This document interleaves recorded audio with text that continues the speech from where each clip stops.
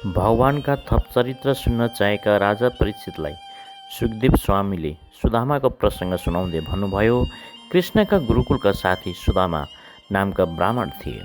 उनी अत्यन्त गरिब थिए। एकपटक उनकी दुखी र दुब्ली पत्नीले सुदामालाई हजुरका साथी संसारकै मालिक हुनुहुन्छ, उहाँ सर्वज्ञ र सर्वशक्तिमान पनि हुनुहुन्छ, उहाँले दिए नपाइने केही छैन, हामी यस्ता गरिब छौँ, भगवानलाई भेट्न चाहनुहोस् भनी भगवान समक्ष पठाइन् र भनिन्, हे पतिदेव, हजुरले भेट्दा उहाँले दिन नसक्ने कुरा यस संसारमा केही नै छैन।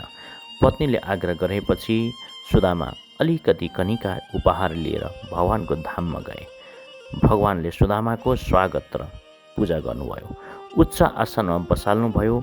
सुदामासँग एक दिन संविदा लिन जाँदा पानीले भिजाएको, गुरुले लिन जानुभएको र गुरु प्रसन्न भएर वेदहरू कण्ठ हुने आशीर्वाद दिनुभएको आदि शान्ति पनि गुरुसँग पढ्न बस्दाका अनुभव भगवानले पुनः स्मरण गर्नुभयो।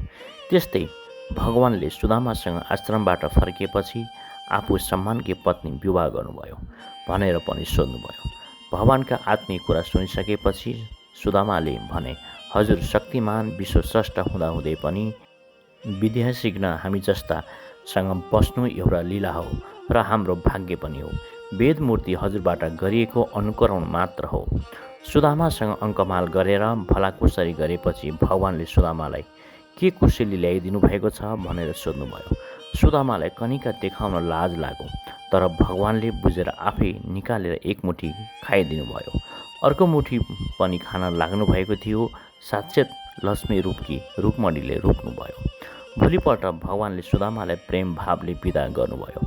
सुदामा केही पनि नपाएको तर भगवानले आलिङ्गन गर्नुभएको, निर्धनलाई पनि उच्च सम्मान गर्नुभएको, उच्च आसनमा राखेर स्वागत गर्नुभएको र पनि भगवानको दर्शन मात्र पाएको विषय चिन्तन गर्दै घर गए। उनले आफ्नो घर भएको ठाउँमा पुग्दा भव्य महल, परिचरहरूले सेवा गरिएकी पत्नी, घर वरपर राम्रो बगैँचा इत्यादि देखे। त्यो देखेपछि यो सबै भगवानको प्रसाद र निगाह हो भन्ने सम्झेर उनी खुसी भए। त्यसपछि उनी सम्पत्तिमा लिप्त नभइकन भगवानप्रति मन लगाउन थाले र अन्तमा भगवानमा लीन हुन पुगे। सानी नानी 3 वर्षकी गरिमा चौधरीलाई बलात्कारपछि निर्मम तरिकाबाट हत्या भएको थियो। बालिका हराएको 3 दिनपछि मृत अवस्थामा भेटेकी हुन्। त्यसपछि देशैभरबाट सानी नानीको निम्ति न्यायको माग राखी विरोध प्रदर्शन भइरहेको पनि थियो। आन्दोलनको तेस्रो दिन इलाका प्रहरी कार्यालय अनि समाजका भद्र भलाद्मी नगर प्रमुखज्यूहरू वार्ता बसी 5 बुँदे सहमति पनि भएको थियो। त्यसपछि के भयो भने मृतकका बुबा आमाको असहमति भयो भन्दै आन्दोलन थप चर्किँदै गयो। देशैभर सानी नानीको न्यायको लागि अपराधीलाई कडा सजाय हुनुपर्छ भन्ने सबैको आवाज एउटै नै थियो। त्यसको भोलिपल्ट 6 गते गरिमा चौधरी सानी नानीको बुबा आमालाई गृहमन्त्री सुदन गुरुङ समक्ष वार्ताका लागि केही व्यक्तिका साथ सिमरा एयरपोर्टबाट प्लेनको सफर गरी काठमाडौँ गए। त्यहाँ करिब 6 बजेतिर गृहमन्त्रीसँग भेटघाट पनि भएको सामाजिक सञ्जालमा पाइयो। बुबा आमा लगायत सबैतिर एउटै आवाज, देशमा जघन्य अपराध, हत्या, हिंसा, बलात्कार बढ्दै गएको छ। यसलाई रोक्नको लागि सरकार गतिलो कानुन बनाइयोस्। अरूको छोरी बुहारीतिर कसैले पनि कुदृष्टि लगाउन नपाओस्। यस्ता जघन्य अपराध घटनालाई रोक्नु पर्यो। बुबा आमाको पनि 5 बुँदे सहमति मान्ने छैन भन्दै मलाई पैसा जागिरको लोभ लालच छैन। म हिजोका दिनमा पनि दुखै गरेर खाएको थिएँ भने आज म छोरीको नामबाट जागिर पैसामा बाँच्दिन। यो काम कदापि हुँदैन। केवल न्याय पाऊँ, कानुन राम्रो बनोस् भन्न चाहन्छु। मैले जे पाएँ पनि छोरी त जीवित हुँदैन नि, छोरी फर्केर आउँदिनन्। मेरो छोरीको जस्तै अरूको पनि नहोस् भनी रहेका थिए। जति नै गरिब भए पनि आफ्नो छोराछोरीलाई केही चिजको प्रलोभनमा परि बेच्न चाहँदैनन् बुबाआमा। यहाँ कुरा प्रसङ्गको रहेको छ।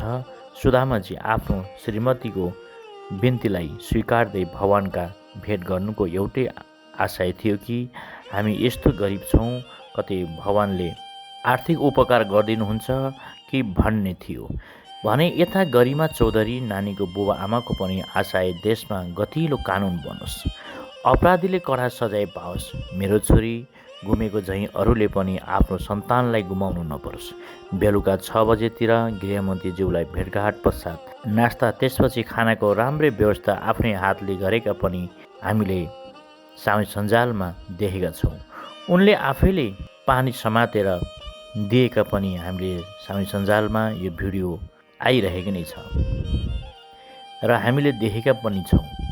त्यसपछि छलफल वार्ता गर्ने क्रममा गृहमन्त्रीज्यू आफू भुइँमा बस्नुभएको अनि पीडितलाई सोफामा बसालेर आवश्यक छलफल विषयवस्तु गर्दा यो दृश्यले सबैको मनलाई केन्द्रित पार्न सफल भयो।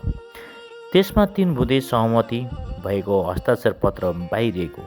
त्यसमा एउटा अपराधीलाई कडा सजाय दिने र कानुन संशोधन गर्न 7 दिने समय दिएको थियो र दोस्रोमा गरिमा चौधरी सानी नानीको शालिग बनाइदिने भने अन्तिममा चौधरी रीतिरिवाज अनुसार दाह संस्कार गरिदिने। ती सानी नानीको बुबा आमा यति सहमति भएपछि खुसी भएको भन्ने भिडियो पनि हामी सबैले देखेका नै छौँ, सबैले सुनेका नै छौँ। सानी नानीको शालिग बनाएर मात्रै जघन्य अपराध रोकिँदैन, घटना रोकिन्छ त संविधान संशोधन गर्ने कडा सजायको नियम बनाएपछि तब सम्भव देखिन्छ। यी सानी नानी गरिमा चौधरीको घटना पछि ल्याएको नयाँ कानुनले इतिहास रचोस्। हरेक विद्यालयमा बाबु नानीहरूले पाठ्यक्रममा पढ्न पाउन्, बुझ्न पाउन् र सिक्न पनि पाउन्। तब मात्र यी गरिमा चौधरी नानीको आत्माले शान्ति पाउने थियो। गृहमन्त्री जस्तो गरिमामय पदमा रहेका सुदन गुरुङले गरेका व्यवहार अति नै सराहनीय छ र हुनुपर्ने पनि यही नै हो, गर्नुपर्ने व्यवहार पनि यही नै हो। आफू सानो बन्नु यो पनि एउटा सकारात्मक कुरा नै हो। योभन्दा अगाडि कसैले पनि यस्ता कार्य नगरेको र नजानेको नम्रता जनतालाई उच्च आसन आफू भुइँ आसनले परिवर्तनको सुरुवात जनाउँछ।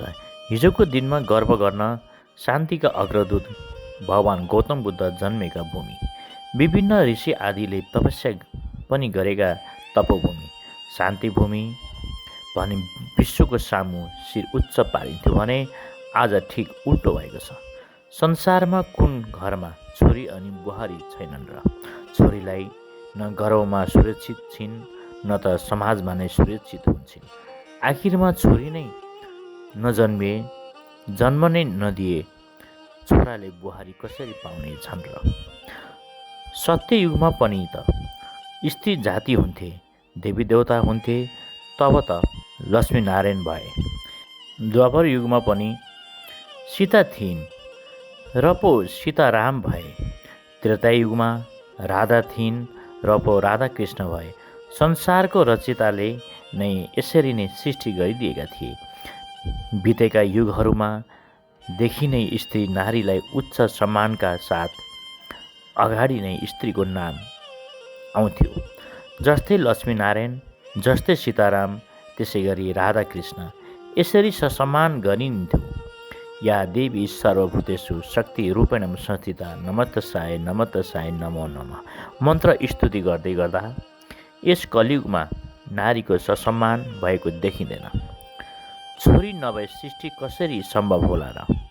त्यसैले अरूको छोरी बुहारीलाई इज्जत गर्न जान्नेन भने त्यस्ता व्यक्तिले आफ्नोलाई पनि चिन्दैनन्। भागवतमा लेखिएको छ, यस कलियुगमा भान्जी छोरी बुहारी, भाउजू आमा सानीमा दिदी बहिनी के नाता हराएर जानेछ। एकले अर्कालाई गर्ने दया करुणा इज्जतको अस्तित्व रहँदैन। आज हामी हेरिरहेका नै छौँ, घटना पनि त्यस्तै भइरहेकै छन्। बुबा छोरी बीचको सम्बन्ध नै कहाँ छ र? थुप्रै बलात्कारका घटना घटिरहेका देखिन्छन्। शास्त्रीय आध्यात्मिक ज्ञानप्रति आस्था चाहना पनि घट्दै गएको पाइन्छ। आध्यात्मिक ज्ञानले करुणा प्रेम सम्बन्धको ज्ञानको बोध गराउँछ। हामी हरेक धर्म सम्प्रदाय मान्ने गर्छौँ, जुन सम्प्रदायमा पनि नारीलाई इज्जत नै गरिन्छ, अपमानको कुरा आउँदैन भने अलिकति पनि म र आफू भन्ने कुरामा ख्याल नगर्दाले नै घटना घट्ने गर्दछ। मैले तपाईँहरूलाई सुदामाजीको कथाको प्रसङ्ग जोडेको हुँ। जसरी भगवानले सुदामाजीलाई आफू बस्ने आसनमा बसाली उच्च सम्मान गरेका थिए, त्यसै गरी गृहमन्त्री आफू भुइँमा बसेर जनतालाई उच्च आसनमा बसाल्नु भएको कुरा मेल खान त गयो, उता सुदामाजी जुन आशय लिएर भगवान कहाँ गए त्यो पूर्ण भएको झैँ वर्तमान घटना घट्नुको कारण अनि गरिमा चौधरीको बुबा आमा पनि जुन आशय गृहमन्त्री समेत भेट्न पुगे त्यो आशय कडा सजायको नियमको व्यवस्था गरियोस् भन्ने पनि हामी सबैको चाहना यही हो। पक्कै पनि नयाँ नियम बनोस्, यसप्रति सबैको एउटै धारणा होस्। जनताको पीर मर्का समस्या सरकारले शीघ्र समाधान गरोस्। तब मात्रै सुदामा आफ्नो कुटीमा पुगेपछि प्रसन्न भए झैँ जनताहरू पनि यो काम पुरा भयो भने मैले अगाडि नै एउटा कथा सुनाए, बल्ल यो कथामा मेल खाने हुन्छ। बल्ल जनताहरूको चित्त प्रसन्न हुन्छ, बल्ल ती तडफिएका आत्माले पनि शान्ति पाउनेछन्। गरिमा चौधरी सानी नानी थिइन्, सबैको आँखा रसाइदिइन्, सबैको जिउ श्रृङ्ग पारेर गइन्। उनी एउटा चौधरी घरको मात्रै नभई साराको कोपिला छोरी। भनिन्छ नि, एउटा फुलको कोपिलालाई पनि चुड्नु हुँदैन, उसले पनि फक्रिन पाउनुपर्छ, फक्रिने अधिकार छ। यहाँ त मानवमा पशुको भन्दा पनि नीच कर्म बढ्दैछ। पशुमा पो दोहोरो चेतना हुँदैन, मानिसमा त हुनुपर्ने, त्यो नभएपछि पशु र मानवमा के नै भिन्नता भयो र? चेतनशील भइकन चेतना नै हराएपछि हुने दानव नै हो। अन्तमा अलिकति समय तपाईँहरूसँग लिएँ, यसको लागि क्षमा चाहन्छु। राम्रो लागे सबैको माझ पुर्याउन यो भिडियो सेयर गर्नुहोला। हवस् त, तपाईँको दिन शुभ रहोस्।